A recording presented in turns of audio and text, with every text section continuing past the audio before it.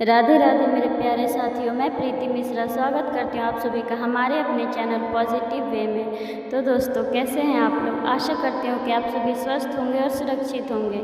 आज की वीडियो खासकर हमारी माताओं बहनों के लिए विशेष कर है, क्योंकि आज की वीडियो में मैं वट सावित्री व्रत कथा सुनाने वाली हूँ।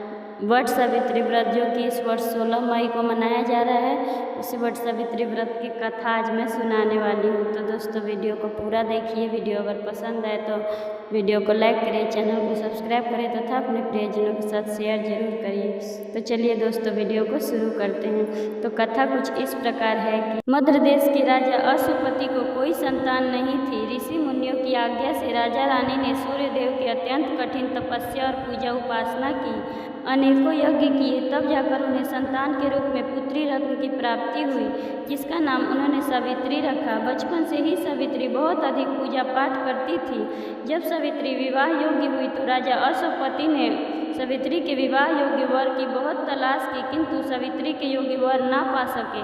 तब उन्होंने सावित्री को स्वयं अपने लिए वर चुनने को कहा। पूजा पाठ और तपस्या में लीन रहने के कारण सावित्री ज़्यादा समय वन में ही व्यतीत करती थी। एक दिन वन विहार करते हुए सावित्री ने राजा धूमतसेन के पुत्र सत्यवान को देखा, जिनका राज्य छीन जाने के कारण परिवार सहित वे वन में कुटिया डाल के जीवन यापन कर रहे थे। उनके पुत्र सत्यवान को लकड़ी काटते देख सत्यवान को ही अपने वर के रूप में वरण कर लिया। सत्यवान के माता पिता अंधे थे और उनके पास राज्य भी नहीं था।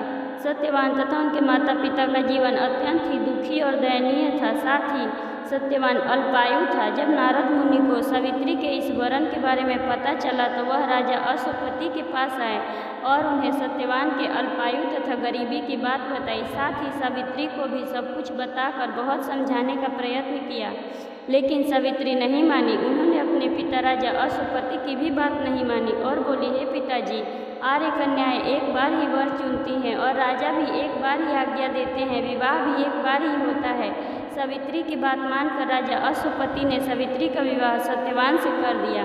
सावित्री राजसी जीवन त्याग कर सत्यवान के साथ वन में रहने लगी तथा अपने सास ससुर और पति के एकनिष्ठ सेवा करने लगी। जब सत्यवान की मृत्यु का दिन नजदीक आया तो सावित्री ने 3 दिन पहले से ही व्रत और जप अनुष्ठान शुरू कर दिया। जिस दिन सत्यवान की मृत्यु होनी थी उस दिन सावित्री भी सत्यवान के साथ लकड़ी काटने वन को गई। सत्यवान जैसे ही वट वृक्ष पर लकड़ी काटने चढ़ा तो उनके सिर में अत्यंत पीड़ा हुई और वह वृक्ष से नीचे गिर पड़ा और उसकी मृत्यु हो गई। यमराज सत्यवान की जीवात्मा को अपने साथ यमलोक ले जा रहे थे तो सावित्री भी उनके पीछे पीछे चलने लगी। तब यमराज ने उन्हें वापस लौट जाने को कहा तो सावित्री कहने लगी, मैं एक पतिव्रता नारी हूँ, मुझे अपने पति के पीछे चलने में कोई आपत्ति नहीं है। उनके पतिव्रत और धर्मपरायणता को देखकर यमराज बहुत प्रसन्न हुए और वर मांगने को कहा। तब सावित्री ने अपने सास ससुर का खोया हुआ राज्य मांगा। यमराज ने तथास्तु कहकर सावित्री को वापस जाने को कहा, परंतु वह नहीं मानी और उनके पीछे पीछे चलती रही। तब यमराज प्रसन्न होकर दूसरा वर मांगने को बोलते हैं। सावित्री ने अपने सास ससुर के लिए दिव्य दृष्टि मांगी। यमराज ने ये वर भी देकर सावित्री को वापस जाने को कहा, पर फिर भी वह उनके पीछे पीछे चलती रही। तब यमराज ने प्रसन्न होकर एक और वर मांगने को कहा। सावित्री ने कहा, मैं 100 पुत्रों की माता बनना चाहती हूँ। यमराज ने तथास्तु कह दिया। तब सावित्री बोली, हे यम देवता, जब आप मेरे पति के प्राण ही हर लेंगे तो मैं 100 पुत्रों की माता कैसे बनूंगी?